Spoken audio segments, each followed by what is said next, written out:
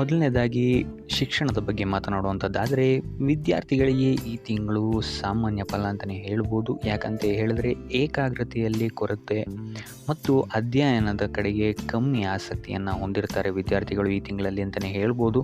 ಇದಲ್ಲದೆ ಮನರಂಜನೆಯಲ್ಲಿ ಅತಿ ಹೆಚ್ಚು ಸಮಯವನ್ನು ವ್ಯರ್ಥ ಮಾಡುವಂತಹ ಸಾಧ್ಯತೆಗಳು ಈ ತಿಂಗಳು ಹೆಚ್ಚಾಗಿದೆ ಅಂತಲೇ ಹೇಳ್ಬೋದು.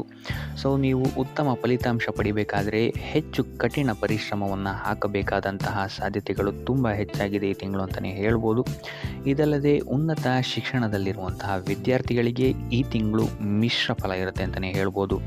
ಇನ್ನು ನೀವೇನಾದರೂ ಸ್ಪರ್ಧಾತ್ಮಕ ಪರೀಕ್ಷೆಗಳಲ್ಲಿ ಏನಾದರೂ ಬರೀತಿದ್ದೀರಾ ಅಂತ ಹೇಳಿದ್ರು ಸಹಿತ ನಿಮಗೆ ಈ ತಿಂಗಳು ನೀವು ಅಪೇಕ್ಷೆ ಪಟ್ಟಂತಹ ಫಲಿತಾಂಶವನ್ನು ಪಡೆಯಲಿಕ್ಕೆ ಹೆಚ್ಚು ಪರಿಶ್ರಮದ ಅವಶ್ಯಕತೆ ಬೀಳಬಹುದು.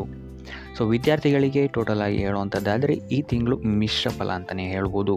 ಇನ್ನು ಕುಟುಂಬ ವಿಚಾರಕ್ಕೆ ಬರುವಂಥದ್ದಾದರೆ ಕುಟುಂಬ ವಿಚಾರದಲ್ಲಿ ಉತ್ತಮವಾದಂತಹ ಫಲವನ್ನು ನೀವು ಈ ತಿಂಗಳು ನೋಡ್ತೀರಾ ಅಂತಲೇ ಹೇಳ್ಬೋದು. ಸೊ ನಿಮ್ಮ ಕುಟುಂಬದವರಿಂದ ಉತ್ತಮವಾದಂತಹ ಬೆಂಬಲ ನಿಮ್ಮ ಪ್ರತಿಯೊಂದು ಕಾರ್ಯದಲ್ಲೂ ಸಿಗತ್ತೆ ಅಂತಲೇ ಹೇಳ್ಬೋದು.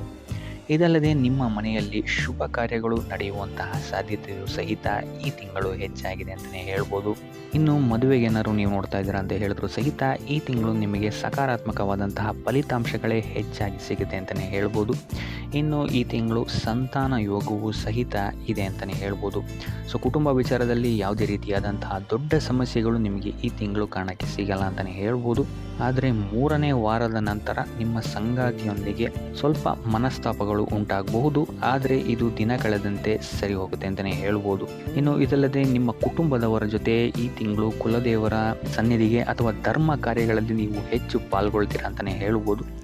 ಸೊ ಒಟ್ಟಾರೆಯಾಗಿ ಕುಟುಂಬದ ವಿಚಾರದಲ್ಲಿ ಈ ತಿಂಗಳು ನಿಮಗೆ ಅತ್ಯುತ್ತಮವಾದಂತಹ ಫಲಗಳಿದೆ ಅಂತಲೇ ಹೇಳ್ಬೋದು. ಇನ್ನು ಆರೋಗ್ಯದ ವಿಚಾರವನ್ನು ನೋಡುವಂಥದ್ದಾದರೆ ಈ ತಿಂಗಳು ನೀವು ನಿಮ್ಮ ಸಂತಾನದ ಆರೋಗ್ಯದ ಬಗ್ಗೆ ಹೆಚ್ಚು ಗಮನವನ್ನು ಹರಿಸಬೇಕಾಗತ್ತೆ. 2ನೇ ವಾರದ ನಂತರ ಈ ಸಮಸ್ಯೆಗಳು ಹೆಚ್ಚಾಗ್ಬೋದು ಅಂತಲೇ ಹೇಳ್ಬೋದು. ಸೊ ಅವರ ಆರೋಗ್ಯದ ಬಗ್ಗೆ ಹೆಚ್ಚು ಗಮನವನ್ನು ವಹಿಸಿ ಅವರು ತಿಂತಾ ಇರುವಂತಹ ಆಹಾರದ ಬಗ್ಗೆಯೂ ಅಷ್ಟೇ ಹೆಚ್ಚು ಗಮನವನ್ನು ವಹಿಸುವಂಥದ್ದು ಉತ್ತಮವಾಗಿರುತ್ತೆ. ಇದಲ್ಲದೆ ನಿಮ್ಮ ಆರೋಗ್ಯದ ದೃಷ್ಟಿಯಿಂದ ಈ ತಿಂಗಳು ಸಾಮಾನ್ಯವಾಗಿರುತ್ತೆ ಅಂತಲೇ ಹೇಳ್ಬೋದು. ಶ್ವಾಸಕೋಶಕ್ಕೆ ಸಂಬಂಧಿಸಿದಂತೆ ಅಥವಾ ಚರ್ಮಕ್ಕೆ ಅಥವಾ ಹೊಟ್ಟೆಗೆ ಸಂಬಂಧಿಸಿದಂತಹ ಸಮಸ್ಯೆಗಳು ಈ ತಿಂಗಳು ನಿಮಗೆ ಸ್ವಲ್ಪ ಕಾಡ್ಬೋದು ಅಂತಲೇ ಹೇಳ್ಬೋದು. ಸೊ ಆದ್ದರಿಂದ ಆಹಾರದ ಬಗ್ಗೆ ಹೆಚ್ಚು ಗಮನವನ್ನು ವಹಿಸಿ ಕರಿದ ತಿಂಡಿಗಳಿಂದ ಆದಷ್ಟು ನೀವು ದೂರ ಇರುವಂಥದ್ದು ಉತ್ತಮವಾಗಿರುತ್ತೆ ಈ ತಿಂಗಳು. ಇನ್ನು ವಯೋವೃದ್ಧರಿಗೆ ಮಧುಮೇಹ ರೋಗಗಳು ಬಾಧಿಸಬಹುದು. ಸೊ ಆದಷ್ಟು ಇದರಿಂದಾಗಿ ಹೆಚ್ಚು ಹಣವು ಸಹಿತ ನಿಮಗಿಲ್ಲಿ ನಿಮ್ಮ ಆರೋಗ್ಯದ ವಿಚಾರದಿಂದ ಖರ್ಚಾಗ್ಬೋದು ಅಂತಲೇ ಹೇಳ್ಬೋದು. ಸೊ ಆದ್ದರಿಂದ ಆದಷ್ಟು ಯೋಗ ಧ್ಯಾನವನ್ನು ಮಾಡುವಂಥದ್ದು ನಿಮಗಿಲ್ಲಿ ಉಪಾಯಕಾರಿಯಾಗಿರುತ್ತೆ ಅಂತಲೇ ಹೇಳ್ಬೋದು. ಸೊ ಆರೋಗ್ಯದ ದೃಷ್ಟಿಕೋನದಿಂದ ಈ ತಿಂಗಳು ಸ್ವಲ್ಪ ಗಮನವನ್ನು ವಹಿಸುವಂಥದ್ದು ಉತ್ತಮವಾಗಿರುತ್ತೆ ಅಂತಲೇ ಹೇಳ್ಬೋದು. ಇನ್ನು ವೃತ್ತಿ ಜೀವನಕ್ಕೆ ಬರುವಂಥದ್ದಾದರೆ ವೃತ್ತಿ ಜೀವನದಲ್ಲಿ ಈ ತಿಂಗಳು ನಿಮಗೆ ಸಾಮಾನ್ಯ ಫಲ ಅಂತ ಹೇಳ್ಬೋದು. ಈ ತಿಂಗಳು ನಿಮ್ಮ ಕಾರ್ಯಕ್ಷೇತ್ರದಲ್ಲಿ ನಿಮಗೆ ಹೆಚ್ಚಿನ ವೆಚ್ಚವಾಗ್ಬೋದು. ಇದಲ್ಲದೆ ನಿಮ್ಮ ಕಾರ್ಯದ ಹೊರೆಯೂ ಸಹಿತ ನಿಮಗಿಲ್ಲಿ ಹೆಚ್ಚಾಗುತ್ತೆ ಅಂತಲೇ ಹೇಳ್ಬೋದು. ಇನ್ನು ನೀವೇನಾದರೂ ಹೊಸದಾಗಿ ಏನಾದರೂ ಕೆಲಸಕ್ಕೆ ಸೇರಿದ್ದೀರಾ ಅಂತ ಹೇಳಿದರೆ ಹೊಸದಾದ ಕೆಲಸದಲ್ಲಿ ನಿಮಗಿಲ್ಲಿ ಅಲೆದಾಟಗಳು ಹೆಚ್ಚಾಗ್ಬೋದು ಅಂತಲೇ ಹೇಳ್ಬೋದು. ಸೊ ಆದ್ದರಿಂದ ಇಲ್ಲಿ ನೀವು ನಿಮ್ಮ ಕೋಪದ ಮೇಲೆ ಸ್ವಲ್ಪ ಹಿಡಿತವನ್ನು ಹಿಡ್ಕೊಬೇಕಾಗುತ್ತೆ. ಇಲ್ಲ ಅಂತ ಹೇಳಿದ್ರೆ ನಿಮ್ಮ ಮಾತು ಇಲ್ಲಿ ನಿಮಗೆ ಹೆಚ್ಚು ತೊಂದರೆಯನ್ನು ಕೊಡಬಹುದು ನಿಮ್ಮ ಕಾರ್ಯಕ್ಷೇತ್ರದಲ್ಲಿ. 2ನೇ ವಾರದ ನಂತರ ಅತಿ ಹೆಚ್ಚು ಗಮನವನ್ನು ನೀವು ನೀಡಬೇಕಾಗುತ್ತೆ ನಿಮ್ಮ ಮಾತಿನ ಮೇಲೆ. ಇದಲ್ಲದೆ ನಿಮ್ಮ ಮೇಲಾಧಿಕಾರಿಗಳ ಜೊತೆನೂ ಸಹಿತ ನಿಮಗಿಲ್ಲಿ ಸ್ವಲ್ಪ ಸಮಸ್ಯೆಗಳು ಎದುರಾಗಬಹುದು. ಆದರೆ 3ನೇ ವಾರದ ನಂತರ ನಿಮಗಿಲ್ಲಿ ಸ್ಥಿತಿಗತಿಗಳು ಸುಧಾರಣೆ ಆಗುತ್ತೆ ಅಂತಲೇ ಹೇಳ್ಬೋದು. ಸೊ ಆದ್ದರಿಂದ ಕಾರ್ಯಕ್ಷೇತ್ರದಲ್ಲಿ ಹೆಚ್ಚು ಗಮನವನ್ನು ವಹಿಸಿ ನಿಮ್ಮ ಸಹವರ್ತಿಗಳೊಂದಿಗೂ ಅಷ್ಟೇ ಎಷ್ಟು ಬೇಕೋ ಅಷ್ಟೇ ಮಾತಾಡಿ ಸೈಲೆಂಟಾಗಿರುವಂಥದ್ದು ಉತ್ತಮವಾಗಿರುತ್ತೆ. ನೀವಾಯಿತು ನಿಮ್ಮ ಕೆಲಸ ಆಯಿತು ಅಂತ ಇರುವಂಥದ್ದು ಉತ್ತಮವಾಗಿರುತ್ತೆ ಅಂತಲೇ ಹೇಳ್ಬೋದು. ಇನ್ನು ವಾಹನ ಚಲಾಯಿಸಬೇಕಾದ್ರೂ ಅಷ್ಟೇ ನೀವು ಹೆಚ್ಚು ಗಮನವನ್ನು ವಹಿಸುವಂಥದ್ದು ಉತ್ತಮವಾಗಿರುತ್ತೆ. ಇನ್ನು ನೀವೇನಾದ್ರು ಕೆಲಸ ಹುಡುಕ್ತಾ ಇದ್ದೀರಾ ಅಂತ ಹೇಳಿದ್ರೆ ನಿಮ್ಮ ನಿರೀಕ್ಷೆಗೆ ತಕ್ಕಂತಹ ಕೆಲಸ ಈ ತಿಂಗಳು ನಿಮಗೆ ಸಿಗೋಕ್ಕೆ ತಡ ಆಗ್ಬೋದು ಅಂತಲೇ ಹೇಳ್ಬೋದು. ಸೊ ಆದ್ದರಿಂದ ನಿಮ್ಮ ಪರಿಶ್ರಮವನ್ನು ನೀವು ಸ್ವಲ್ಪ ಹೆಚ್ಚಾಗಿ ಹಾಕಬೇಕಾಗುತ್ತೆ. ಸೊ ಒಟ್ಟಾರೆಯಾಗಿ ನೋಡುವಂಥದ್ದಾದರೆ ವೃತ್ತಿ ಜೀವನದಲ್ಲಿ ಈ ತಿಂಗಳು ನಿಮಗೆ ಸಾಮಾನ್ಯ ಫಲ ಅಂತಲೇ ಹೇಳ್ಬೋದು. ಇನ್ನು ಹಣಕಾಸಿನ ವಿಚಾರಕ್ಕೆ ಬರುವಂಥದ್ದಾದರೆ ಹಣಕಾಸಿನ ವಿಚಾರದಲ್ಲಿ ಈ ತಿಂಗಳು ನೀವು ತುಂಬ ಎಚ್ಚರಿಕೆ ವಹಿಸಬೇಕಾಗತ್ತೆ.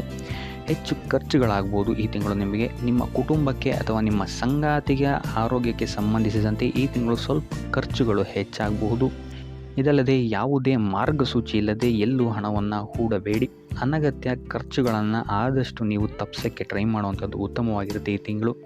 ಇನ್ನು ಇದಲ್ಲದೆ ವ್ಯಾಪಾರಿಗಳಿಗೆ ಈ ತಿಂಗಳು ಸಾಮಾನ್ಯ ಫಲ ಅಂತಲೇ ಹೇಳ್ಬೋದು. ಇನ್ನು ನೀವೇನಾದರೂ ಪಾಲುದಾರಿಕೆಯ ವ್ಯವಹಾರಗಳಲ್ಲಿದ್ದೀರಾ ಅಂತ ಹೇಳಿದರೂ ಸಹಿತ ಆದಷ್ಟು ಎಚ್ಚರಿಕೆಯನ್ನು ವಹಿಸುವಂಥದ್ದು ಉತ್ತಮವಾಗಿರುತ್ತೆ. ಆದರೆ 3ನೇ ವಾರದ ನಂತರ ನಿಮ್ಮ ವ್ಯಾಪಾರದ ದೃಷ್ಟಿಕೋನದಿಂದ ಇಲ್ಲಿ ಸ್ಥಿತಿಗತಿಗಳು ಸುಧಾರಣೆಯಾಗುತ್ತೆ ಅಂತಲೇ ಹೇಳ್ಬೋದು. ಇನ್ನು ನೀವು ಯಾರಿಗಾರು ಸಾಲ ನೀಡಬೇಕು ಅಂತಿದ್ದರೆ ಆದಷ್ಟು ಎಚ್ಚರಿಕೆಯಿಂದ ಇರುವಂಥದ್ದು ಉತ್ತಮವಾಗಿರುತ್ತೆ. ಹಾಗಂತಹ ಕೊಟ್ಟಂತಹ ಸಾಲ ಮತ್ತೆ ಹಿಂತಿರುಗಿ ಬರುವಂಥದ್ದು ಕಷ್ಟ ಆಗ್ಬೋದು. ಸೊ ಆದ್ದರಿಂದ ಪ್ರತಿಯೊಂದನ್ನು ವಿಚಾರಿಸಿ ನೀವು ಸಾಲ ಕೊಡುವಂಥದ್ದು ಉತ್ತಮವಾಗಿರುತ್ತೆ. ಆದರೆ ಈ ಹಿಂದೆ ನೀವು ನೀಡಿರುವಂತಹ ಸಾಲಗಳು ನಿಮಗೆ ಈ ತಿಂಗಳು ಹಿಂತಿರುಗಿ ಬರಬಹುದು. ಇದೊಂದು ವಿಚಾರದಲ್ಲಿ ಇಲ್ಲಿ ನಿಮಗೆ ಉತ್ತಮವಾಗಿದೆ ಅಂತ ಹೇಳ್ಬೋದು. ಸೊ ಒಟ್ಟಾರೆಯಾಗಿ ನಿಮ್ಮ ಆರ್ಥಿಕ ಪರಿಸ್ಥಿತಿಯ ದೃಷ್ಟಿಕೋನದಿಂದ ಈ ತಿಂಗಳು ನಿಮಗೆ ಸಾಮಾನ್ಯ ಫಲ ಅಂತಲೇ ಹೇಳ್ಬೋದು.